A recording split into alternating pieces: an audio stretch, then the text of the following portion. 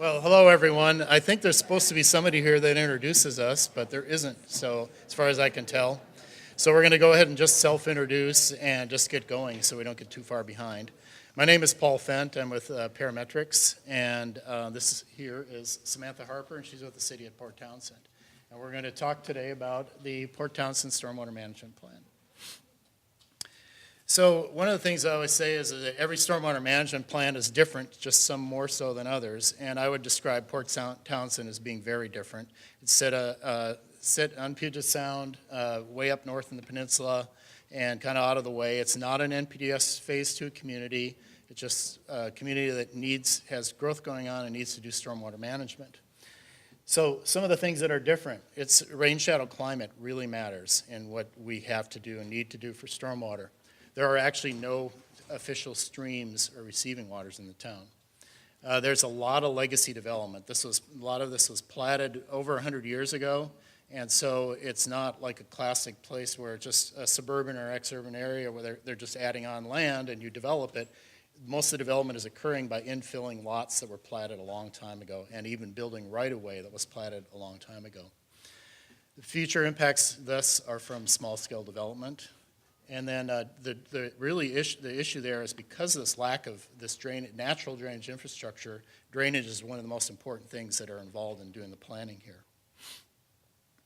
So I said rain shadow climate. They have a little over 19 inches of rain per year, which is about the same as Spokane. So if you get an idea about a desert in the western Washington.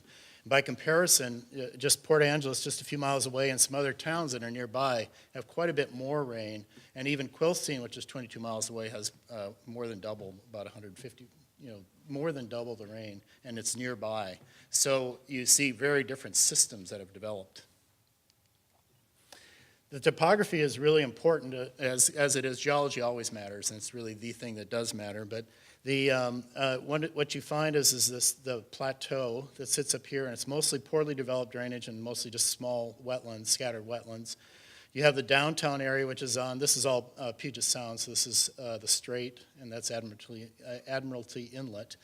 But this is the downtown area, if you've ever been around there, so it's up on the ground and on a bluff. This is Fort Worden State Park, home of the Thing Festival in a few months. On sale tomorrow? Yeah. And then there's a middle area here, which is really dominated by wetlands. So what that translates into in the drainage areas is that you have poorly drained areas that basically with no outlets on the side here. There are a few ravines that drain to the sound here. There's all the direct discharge in the green areas that all run around and run right into the salt water. And then there's this middle area here, which is all closed systems that drain to wetlands. And then you have drainage over here and over here that all drain to these large wetlands that drain out into the sound. And this is the closest thing to an actual stream right here, is that this low elevation, swelly, depressional area that if there's enough water does flow down it, and it kind of continues to connect and then go down to those wetlands.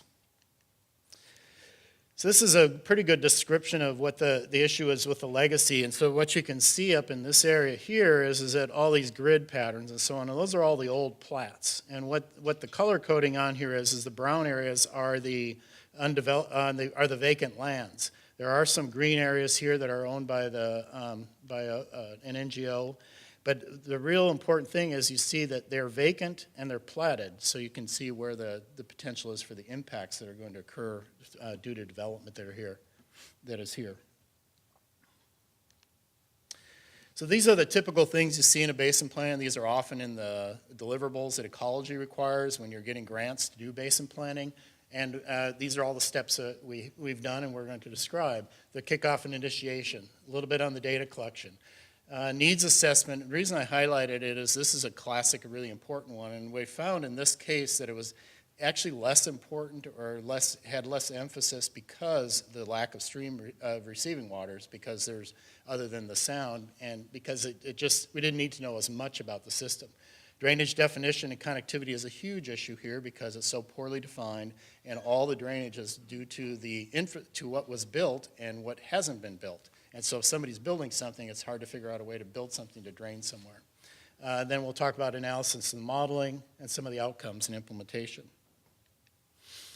So we initiated with a kickoff meeting, and which is a great way to start anyway, but it was really our important way of drawing out information from the community about what was important, what they cared about.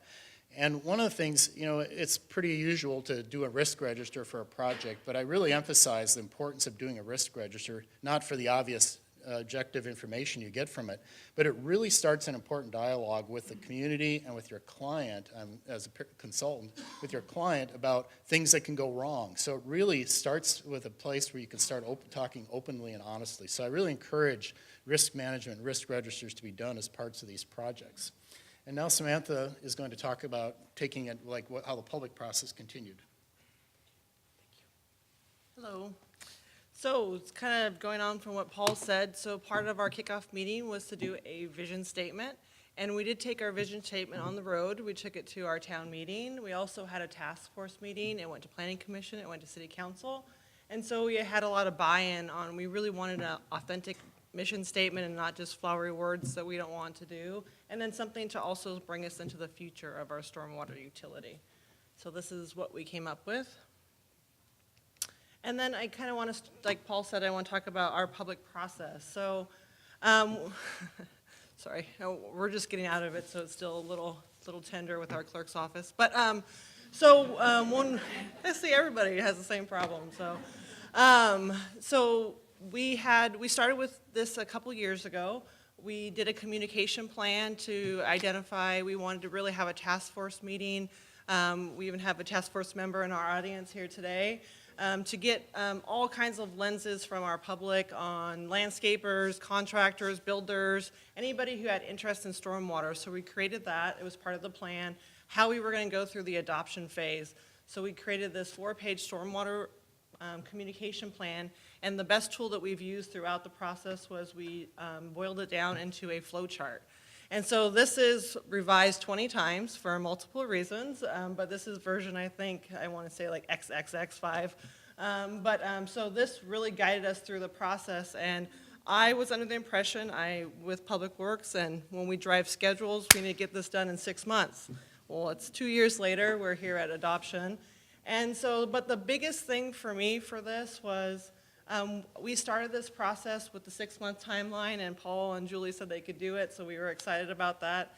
And then we had to kind of put the brakes on. Once we got to our first technical advisory meeting, we went to Planning Commission once, we went to City Council workshop once, and not a lot of people knew about stormwater in our community, and we had a lot that we wanted to change. We haven't had a plan since 1987.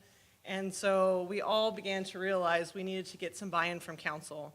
And so what we ended up doing, City Council formed a subcommittee of 3 council members, and we did 4 small sessions with our 3 subcommittee. They were public meetings with our council meeting, and we got down and dirty with stormwater. We talked about how it's funded, we talked about what our existing system does, what our needs are, what we hope it will be. We talked about development fees, we talked about raising rates. We went through the whole gamut, and then what was in our plan. And those 4 sessions really helped through the adoption process. We had 3 city council members that were really champions when we went through the adoption process. And then also when people in the community were asking about the stormwater plan, we had 3 people on city council that knew everything that we were doing, so that helped us a lot.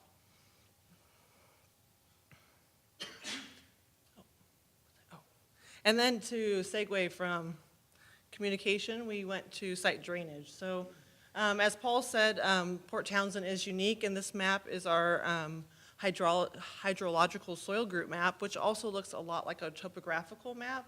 So in the valley area, which is the green area there, it's well-drained soils, type A soils. Then on the plateaus that Paul was talking about earlier, it's where we have hard pan, very low infiltration. And then with our pre-platted lots, that leads to really hard site development and review. We don't get big subdivisions in Port Townsend.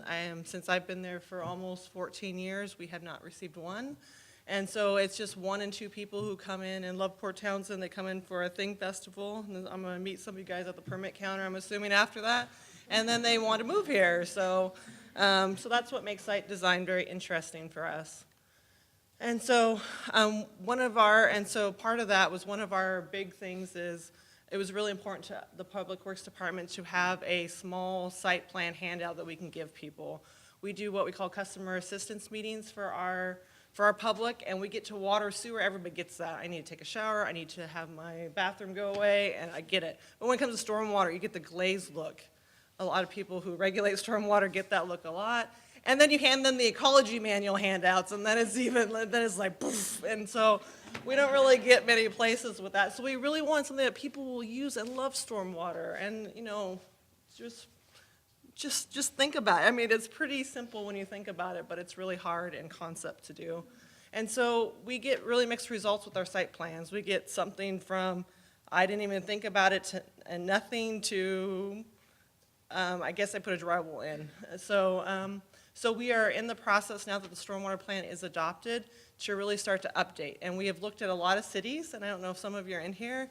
We looked at cities from California to Oregon to Washington, and we boiled down to a couple that we really liked their websites, and one was the City of Puyallup.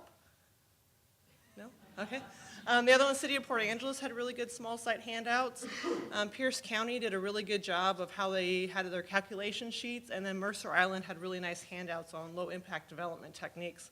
So we're going to try to merge kind of those together to get something that we hope that will help the process. And then this kind of segues, except for a little bit of depressing earlier, but this segues into natural drainage systems and what Port Townsend, this was a really big concept for us when we were developing the stormwater management plan. All of our main concepts and implementation is based off of this map. And so we divided our city into levels. And so level 1 for us is the receiving bodies. And as Paul pointed out before, it's Port Townsend Bay, Admiralty Inlet, and the Straits of Juan de Fuca. We have a lot of larger wetlands. Chinese Gardens and Katai Lagoon, and then those small closed depressions have wetlands at the end too. So those are all of our level 1, or what we're calling level 1. Level 2 are critical drainage corridors and key drainage ways, which is our natural system. In 1996, when our comp plan was done, Port Townsend really wanted to have natural drainage approach. It's in our comp plan all over in our utility element. And so this was really important to them, to our community in 1996. And so it was so important, it became regulated by the Critical Areas Ordinance. That should be another cringe for people who know what that is. So we had a big discussion, talking about planning and stormwater, a big discussion with our planning commission as well as our planning department about how do we regulate these natural drainage ways. And it actually became a stopping point for the plan for quite a while. Paul came up quite a bit and we discussed this. It became a large debate, and what really it boiled down to was, sorry for all the planners, what it really boiled down to was they were worried if engineers took it over, we would pipe everything. I mean, it was that simple, and so, and they said that we are friendly public works people, but we might get bad ones.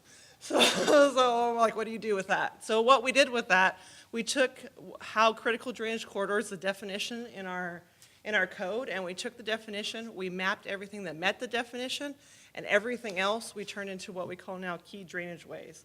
And those will be regulated by Public Works. So those are what's in brown are our new key drainage ways. So that's our second level, which is our natural drainage system. And then the fourth level, I'm going to skip 3 and go to 4, is our roadways. So we have arterials and collectors that convey stormwater, and then we have local access roads.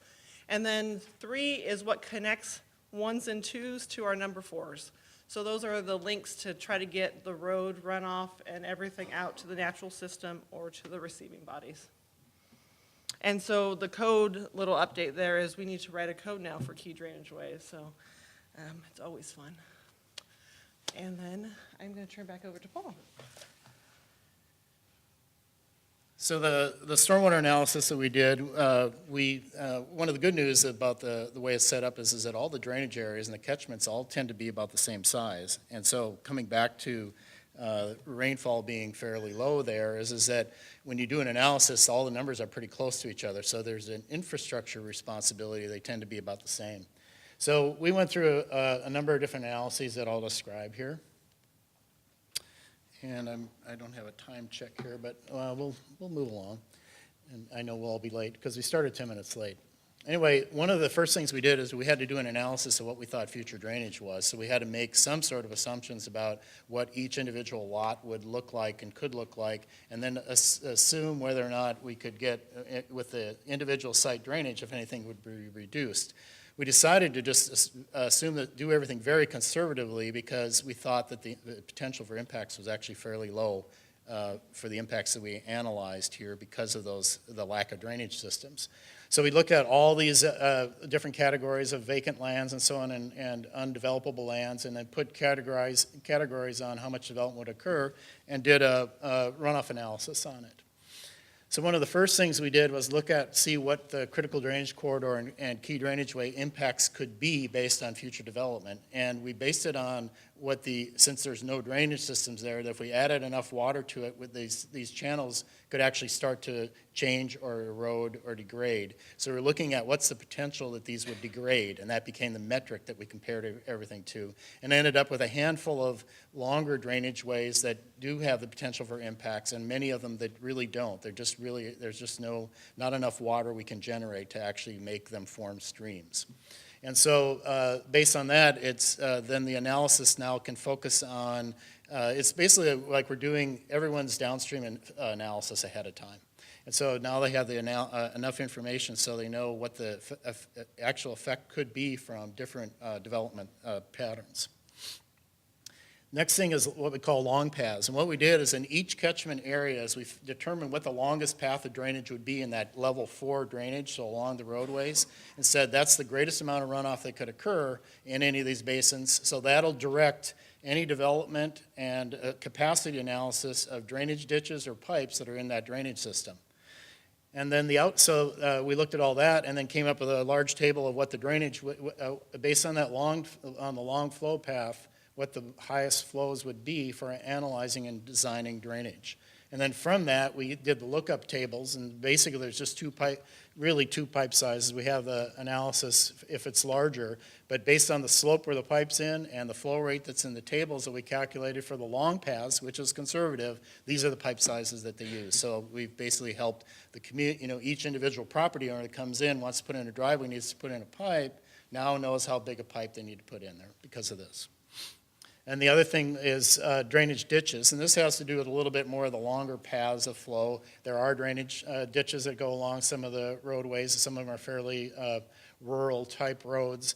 And this is also the sizing and the design that was done for basically bioswales. So anytime they go in and are doing any development in front of it, this is the size of the ditches that they need to put in the roadways. If they're building new chunks of building out right-of-way that's already platted, or making improvements. So we talked about the wetlands that are in the middle of town. So there is an analysis and ecology manual about what are the wetland impacts. And of course, because all we were doing is saying what's the most development that could occur in each one of these basins, all the water levels are going to go up in these wetlands. And just about every one of them was going to fail the ecology standard for it. So there wasn't really much you could do other than trying to do some sort of either think about a basin plan, but what the city decided to do is say, well, what's the potential that's going to change in these wetlands? And they're mostly open water parts. They're heavily modified. And so what we did is looked at change potential. So if you can see the green lines that are circling these wetlands, that's the potential of the change that could occur in those wetlands. So the first thing we're going to do through their land use is to protect those areas so they know what to protect. Then later we'll come back and say what are the things we could do to limit or mitigate what types of changes that could occur to these wetlands. So capital projects. You could talk about capital projects. So we came up with a list. We had a list we did start this process in 1999.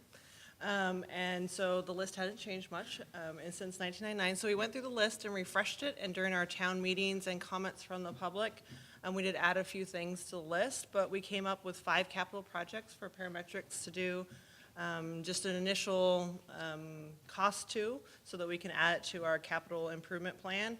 And then also, but there's 7 of them for the people who have already counted. 2 of them are already slated to be under construction this year. I'm gonna do a long pause, because hopefully, thank you. Okay, that's a whole nother presentation. So this is what a project sheet that we received from Parametrix looked like. It had preliminary routing and then a little description of what the problem is. And our problems for our areas range from regional stormwater facilities. We still do have stormwater in our uptown and downtown areas that go into our sewer. We want to get off of there, so when it rains, we're not sending that stuff to the wastewater treatment plant. And then just localized flooding. And so then we got into all this analysis, all this capital projects, and then who cares, right? So, I mean, you have to figure out what you want to do with the plan. And so this is a summary of all the steps we need to do to implement the plan, which is really overwhelming when you look at it. And it's even like 20 more pages, so, and we just boiled it down to this little bit for you.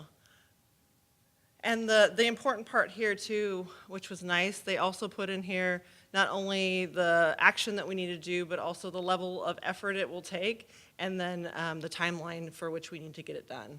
And so they prioritized level of effort and timeline. Paul and I went back and forth of what effort meant, because we differ on effort. So whose effort is that? So this is, this kind of is going to segue from capital into our rate analysis. We did do some rate analysis with this plan. So when we went to council all those times back, and we went to workshops, and we did the subcommittee, it basically came up, you have capital projects in there, there are 5 projects that fix problems, and then you also have basin studies, you have making sure we update our stormwater plan more than every 30 years, which is kind of important. Our existing local access roads need to be fixed. So we have all these things to do and the price tag on it, and then how are we going to pay for it? And so that became a big topic of discussion with our council. And basically, you can pay for it very quickly in a 6-year time frame. You can drag it out for 50 years. I mean, the gamut was up to council. So what we decided to do in partnership with our finance committee, or our finance department, as well as a stormwater rate analysis, FCS, I believe, is the company who did it. We have a capital surcharge for stormwater that we bill our residents monthly. And so we did the gamut. What would we do if we didn't raise our rates at all? And then what will we do if we raise it $3? What would happen? How much we could do if we raise it $6? And then how much if we raised it $9? And we gave all of those to City Council. They went, our finance department went to a finance and budget committee meeting first, and then they went to City Council. And what our recommendation was to raise the surcharge $3 from what it is now to what it would be. So that's why you see the $6 on the top. Oh, I do? Okay, thank you. Sorry. I was just so excited about our surcharge. Okay, keep going. One more. Oh, there it is. I even wrote that yesterday. Yesterday was a long time ago. So, sorry, now I'm off my track. But anyway, so our current monthly stormwater fee now is $7.25. That's our base rate. We did not go into operations and base rates. We left that alone for this discussion. We wanted to focus on capital, since that was kind of the genesis of our stormwater management plan. We currently charge a $3 surcharge for capital for stormwater. And so our proposal was just to do a base rate inflation, because we've had $7.25 for, 7 years or more. So we want to at least just keep up with inflation for that, but we did add a $3 surcharge. And it was approved by council the week after our stormwater management plan was approved. So what we've done to date and where we're at and where we want to go is our stormwater management plan was adopted on April 1st after 1 public hearing and two readings. And our stormwater surcharge was adopted the next council meeting. And so what we really need to focus on next is to get regulations for our key drainage ways, to finalize small development handouts, to update our engineering design standards, and then we also talked a lot about adding development fees for new development, which we do not currently have. We have system development charges for water and sewer, but we do not have anything for stormwater. And then just outreach internally and externally. The people who did the plan know about stormwater, but we are not always the ones who actually review the site plans. So to make sure, sometimes that step is missed, to make sure all of our development services department understands the new plan, and then also our external partners. So and then we have questions.